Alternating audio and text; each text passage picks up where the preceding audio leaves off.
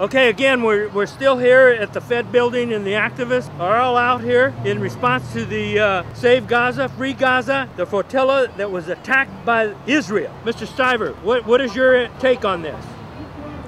My take is that Israel is a criminally psychotic state. It's totally off the wall. It's berserk.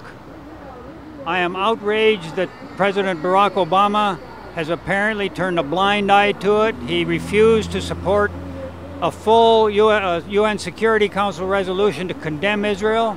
Therefore, Secretary General Ban Ki-moon was forced to issue his own pallid declaration from the President of the Security Council to deplore the action.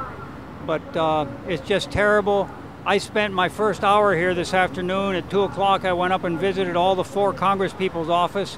I gave each one of them a packet of literature, and I demanded, number 1, that every one of those 4 people call the Israeli embassy in Washington and our State Department and demand that Ann Wright and any other Americans, I think there are 9 Americans in all, who were either wounded or incarcerated by Israel. I want all 9 of those Americans released with an apology and compensation from Israel for the emotional and physical trauma they've gone through.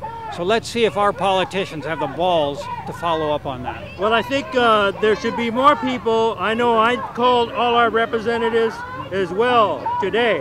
So I hope there's more people. We have to keep the momentum up to get after these local politicians to start to do something about it. Exactly, right on. So, yeah, Mr. Stiver, any more comments? Anything else you want to get out to the community? I'd like to make this point. Israel is saying that the Gaza Freedom Flotilla was trying to evade the blockade that Israel has put on Gaza, and Israel excuses that by saying Hamas shoots rockets at Israel. Those rockets are no more than firecrackers. They have no direction, they have no power.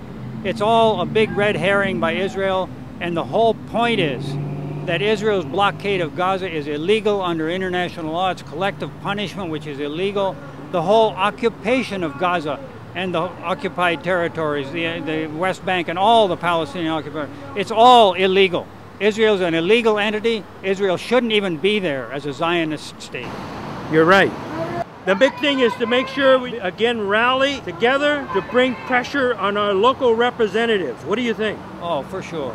And I also want to say that Hawaiian people who live here, if you have a drop of Hawaiian blood in you, you're under occupation, and you should support the Palestinians and the Okinawans in the same way. Yeah. They're all under occupation. That's right. And it's all because of the imperialists, the worst offenders of which are the U.S. and Israel.